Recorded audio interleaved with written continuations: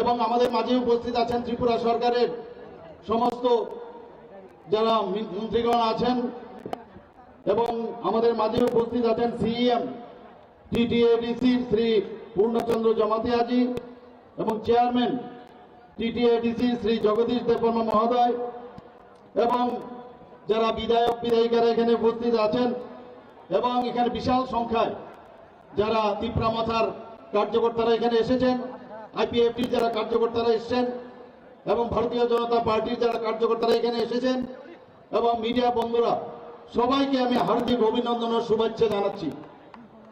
বন্ধুগণ, সত্যি আজকে এখানে আসার পর একটা নতুন দৃশ্য আমার কাছে পরিগণিত হয়েছে যে কি আমরা এতদিন ধরে আমরা দেখেছি আর কি আমরা এখানে আসার পর কি বুঝলাম। এখানে এসে এতটুকু আমরা বুঝেছি, আমাদের মহারাজা প্রদ্যুৎ কিশোর দেববর্মন মহোদয় যেদিন 28 তারিখ আমরা মহারানী কৃতি সিং দেববর্মা মহোদয়ের জন্য আমরা ওখানে পূর্ব আসনে যে ভারতীয় জনতা পার্টির যাকে মনোনয়ন করা হয়েছে সেখানে প্রায় 40 থেকে 45 হাজার লোকের সমাগমে সেখানে আমরা সেই মনোনয়ন দাখিল করেছি। সেখানে উনি বলেছেন যে ভারতীয় জনতা পার্টি, আইপিএফটি এবং তিপ্রামথা এখন তিন শক্তি ত্রিশূল হয়ে গেছে। এখন এই ত্রিশূল ত্রিপুরা রাজ্যে তার স্থাপনা হয়ে গেছে এবং এক ত্রিপুরা শ্রেষ্ঠ ত্রিপুরা সেটা আগামী দিন হবে। সেদিন সেই কথাটা উনি বলেছিলেন। আজকেও আমি দেখলাম যে তার যে কথাটা উনি বললেন যে अभी तो टेलर है, पिक्चर तो अभी बाकी है। আমরা তো নিশ্চয়ই সেই ফুল পিকচার আমরা এই তিন দল মিলে আমরা নিশ্চয়ই আগামী দিন এক ত্রিপুরা শ্রেষ্ঠ ত্রিপুরা, এক ভারত শ্রেষ্ঠ ভারত আমরা তৈরি করব। বন্ধুগণ, মাননীয় প্রধানমন্ত্রীজি বারবার বলছেন, আমাদের পার্টির তরফ থেকে বারবার বলা হয় যে প্রথমে দেশ, তারপর হচ্ছে পার্টি, তারপর হচ্ছে আমি নিজ। আমি কে? দেশকে আগে ভালোবাসতে হবে, তারপর পার্টিকে ভালোবাসতে হবে, তারপর নিজেকে ভালোবাসতে হবে। এই হচ্ছে মূল মন্ত্র আমাদের ভারতীয় জনতা পার্টি এবং আমাদের যশস্বী প্রধানমন্ত্রী নরেন্দ্র মোদী যে কথাটা বলেন এবং আমাদের ভারতীয় জনতা পার্টির যিনি সর্বভারতীয় সভাপতি শ্রী জেপি নাড্ডাজি কথাটা সবসময় বলেন এবং সেই দিশায় আজকে দেশ চলছে। দেশ সেইভাবে চলছে। বলছে লাস্ট মাইলে যে ব্যক্তি এখনো সেই সুযোগ সুবিধা পায়নি, প্রধানমন্ত্রী নরেন্দ্র মোদীজি তাদের গ্যারান্টি নিচ্ছেন।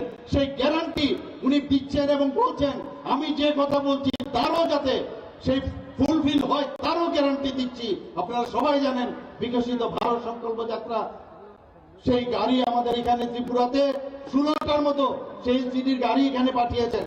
সমস্ত গ্রামে জিপি, বিসি এবং সমস্ত আমাদের মিউনিসিপ্যালিটি, নগর পঞ্চায়েত, আমাদের ব্লকে 58টা ব্লকে সমস্ত জায়গায় সেই গাড়িগুলো গেছে বিকশিত ভারত সংকল্প যাত্রার গ্যারান্টির গাড়ি। অর্থাৎ কি বলছেন উনি যে আমি গ্যারান্টি দিচ্ছি সবকা সাথ সবকা বিকাশ ও বিশ্বাস আর প্রয়াস, তার গ্যারান্টি উনি দিচ্ছেন।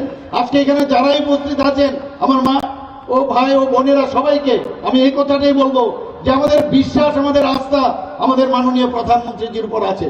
আমি নিশ্চিত যে আগামী 19 এপ্রিল এবং 26 এপ্রিল ভারতীয় জনতা পার্টির পক্ষ থেকে আমাদের যে দুই ক্যান্ডিডেট এখানে দাঁড়িয়েছেন, প্রধানমন্ত্রীর হাত যদি আমরা শক্তিশালী না করি, দেশ যদি শক্তিশালী না হয়, কোন অবস্থায় কেউ শক্তিশালী হতে পারবে না। বন্ধুগণ, সেই কারণে আমি বলছি বিপুল ভোটে আমরা গত ইলেকশনে 2019 আমরা জিতেছি, কিন্তু আমি আশা করি যে পরিমাণের লোক আমরা পশ্চিম আসনেও দেখেছি প্রায় 40,000-এর মতো লোক আমাদের সাথে, আমাদের পার্টি থেকে আরম্ভ করে সব পার্টির থেকে আমাদের এই তিনটা পার্টি এবং জনসাধারণ আমাদের সাথে পায়ে হেঁটে, আমাদের হরিয়ানা থেকেও প্রাক্তন মুখ্যমন্ত্রী এবং বর্তমান মুখ্যমন্ত্রী তিনিও এসেছিলেন। তিনি এসে অবাক হয়ে গেছেন যে এরকম ছোট্ট একটা ত্রিপুরা এইভাবে জনঢল বয়ে গেছে। আমি ত্রিপুরার বহু জায়গায় যাই, সব জায়গায় মানুষের রেসপন্স আমি দেখি।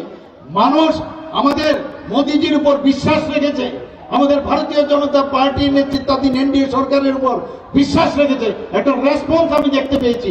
এখানে আসার পর সেই রেসপন্স আমি দেখতে পাচ্ছি। বন্ধুগণ, বিশ্বাস রাখতে হবে এবং বিশ্বাসের উপর ভিত্তি করে আমাদের যে মহারাজা বীর আমাদের প্রদ্যুৎ কিশোর দেববর্মা মহোদয়ের সাথে যখনই কোনো সমস্যা হয়েছে, উনার সাথে আমার প্রায়শ টেলিফোনে কথাবার্তা হয়েছে, ফিজিক্যালিও উনার সাথে আমি কথা বলেছি। অনেক কিছু যে সমাধান, সেই সমাধানের চেষ্টা আমরা করেছি এবং শেষ পর্যন্ত যেটা হলো সেটা হচ্ছে 11টার মতো যে ঐতিহাসিক যে সিদ্ধান্ত অ্যাকর্ড হয়েছে নর্থ ইস্টার্ন রিজিয়নে, তার মধ্যে এখন আরেকটা যুগ হয়েছে, সেটা হচ্ছে তীব্রামথার সাথে ভারত গভর্নমেন্ট এবং ত্রিপুরা গভর্নমেন্টের যে এই ঐতিহাসিক চুক্তি। বন্ধুগণ, সত্যি উনি বলেছেন যে এখন শুধুমাত্র ট্রেইলার আর পিকচার বাকি। আমি নিশ্চিত যে আগামী দিন সেই পিকচার আপনারা দেখবেন এবং সেই পিকচার অনেক সময় খারাপ পিকচার অনেক সময় হয়, কিন্তু গুড পিকচার আপনারা দেখবেন, ভালো পিকচার, যে পিকচার দেখে আপনারা বলবেন না সত্যিকারের অর্থে আজকে আমরা শান্তিতে আছি, আমাদের কথা কেউ ভাবছে। এখানে বিস্তারিত আমাদের প্রাক্তন মুখ্যমন্ত্রী এবং আমাদের প্রার্থী বলেছেন, আমাদের রাজীব বাবুও বলেছেন এবং বুবাগরাজি যেভাবে আপনাদের সামনে বলেছেন, আমি সত্যি আপ্লুত। ওনার যে ভাষণের যে কথাগুলো উনি বললেন, আজকে আমাদের সত্যি চিন্তার বিষয় যে কিভাবে এই কংগ্রেস সিপিএম এতদিন ধরে এই জনজাতিদের ওদেরকে শোষণ করেছে, আমি বলবো শোষণ করেছে। এবং আমাদের ভারতীয় জনতা পার্টির আমাদের যশস্বী গৃহমন্ত্রী সেটা বুঝতে পেরেছেন, প্রধানমন্ত্রীজি বুঝতে পেরেছেন। তবেই এই কথাগুলো যেটা এখানে বলা হলো, তবেই উনি এই কথা বলছেন যে আগামী দিন সুনেরা দিন আনেওয়ালা হ্যায়, ইয়ে তো मैं बोल सकता हूं अभी। বন্ধুগণ, কংগ্রেস সিপিএম তারা কোন মুখে আজকে একসাথে ওরা এই অশুভ শক্তির বিরুদ্ধে আজকে আমাদের কথা বলতে হবে, ওদেরকে জবাব দিতে হবে। জবাব কিভাবে দেবেন? এই যে আমাদের গণতন্ত্রতে ভোটের মাধ্যমে, ভোটের বাক্সে, আজকে এতদিন ধরে জনজাতিদের ভোটের বাক্সে রূপান্তরিত করেছিল, কিন্তু এখন মানুষ বুঝে গেছে, এখন বুঝে যাচ্ছে সবাই যে সত্যিকারের অর্থে যদি জনজাতিদের উন্নয়ন করতে হয় সেটা একমাত্র মাননীয় প্রধানমন্ত্রীজি করতে পারবেন। আমাদের রাষ্ট্রপ্রধান, রাষ্ট্রপতি এখন একজন আমাদের জনজাতির মহিলা, আপনারা সবাই জানেন। একের পর এক আমি এখানে বিস্তারিত পুরো নিয়ে এসেছি, সময়ের কারণে আপনাদের যাওয়ার সময় হয়েছে।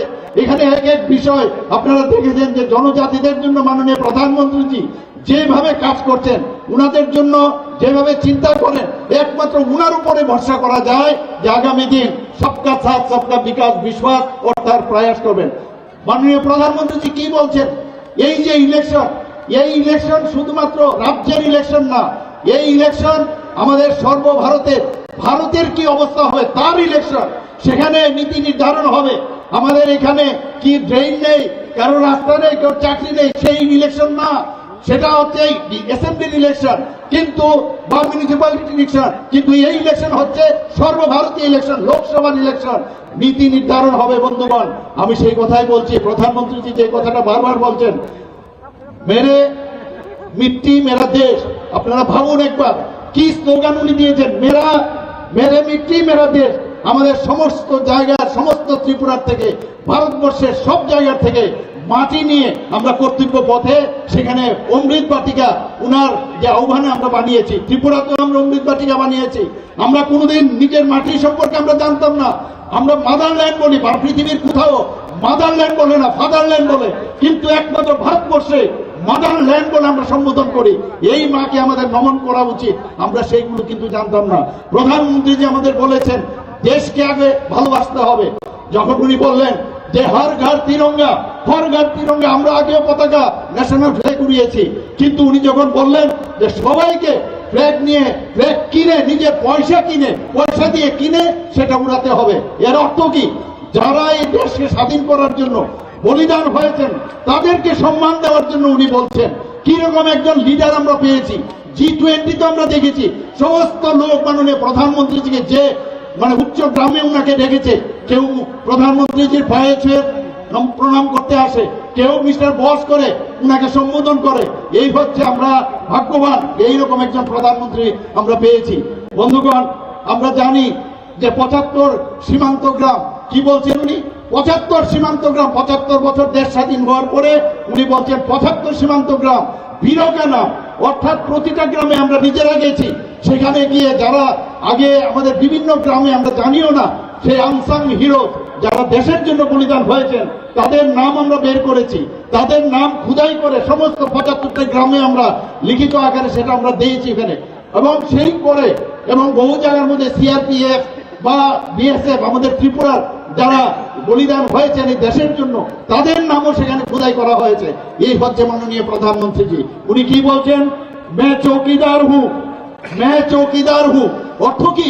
চৌকিদারের অর্থ হচ্ছে मैं खुद भी नहीं खाऊंगा, दूसरे को भी खाने नहीं दूंगा। এই হচ্ছে মাননীয় প্রধানমন্ত্রীজি।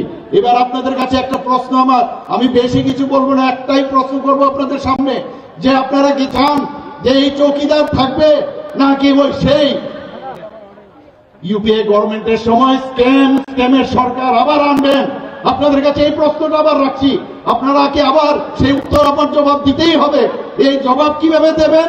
সেই 19 তারিখ এবং 26 এপ্রিল সেখানে গিয়ে বুতাম টিপে ভারতীয় জনতা পার্টির পদ্ম চিহ্নে আপনারা ভোট দেবেন, সে আশা আকাঙ্ক্ষা রেখে, এবং সবকা সাথ বিকাশ এই আমাদের ইচ্ছা সেটা পূরণ হবে। আমি এই আশা রেখে সবাইকে এখানে এতক্ষণ ধরে রোদ্দুরে বসে থাকার জন্য